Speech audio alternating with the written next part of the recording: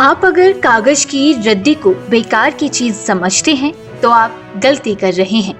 पूनम गुप्ता नाम की एक महिला ने इसी रद्दी से करोड़ों रुपए की कंपनी खड़ी कर दी है। वो यहाँ प्रवासी भारतीय दिवस सम्मेलन में हिस्सा लेने आई थी। उन्होंने स्कॉटलैंड में कागज की रद्दी को नया बाजार दिया है।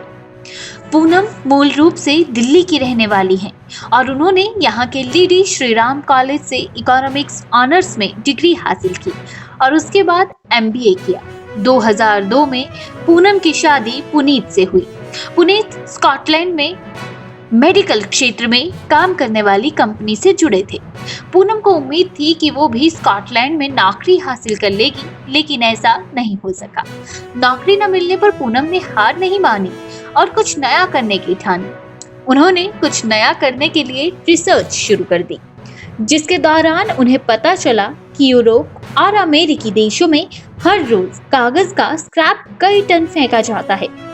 इसका कारण ये था कि यूरोप में बेहतर किस्म के कागज का उत्पादन होता है और जो कागज कबाड़ में बचता है उसका फिर उपयोग कर अच्छी गुणवत्ता वाला कागज तैयार करना महंगा काम है, लिहाजा वो फेंक दिया जाता था।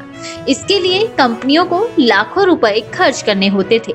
पूनम ने और शोध किया और उन्हें पता चला कि इस कागज के स्क्रैप का बेहतर उपयोग भारत में हो सकता है। फिर वो उस दिशा में आगे बढ़ी।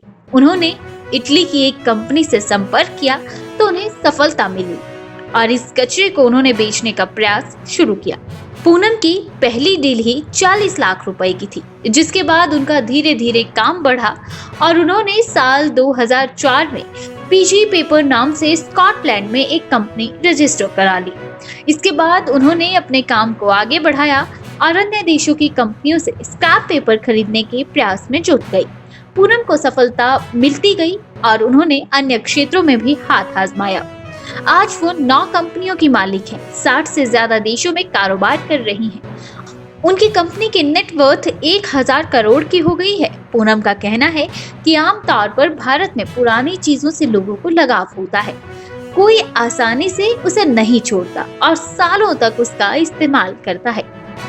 इसके बाद भी कोई चीज रिजेक्ट नहीं होती। काम हो जाने के बाद ये सोचा जाता है कि इसे कैसे दूसरे काम में यूज किया जाए। भारत की इसी सोच ने मुझे ये बिजनेस करने को प्रेरित किया।